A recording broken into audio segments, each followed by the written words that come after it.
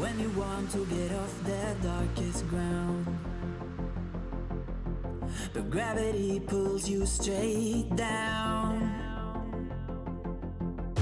Earth from a bird's eye view.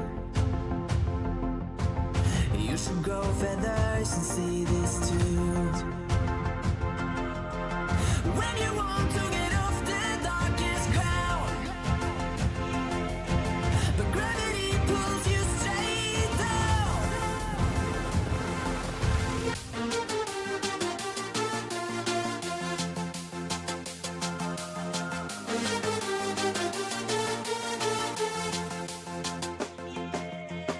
When you want to get off the darkest ground,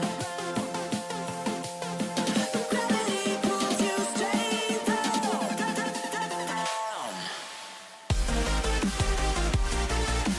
Clear sky.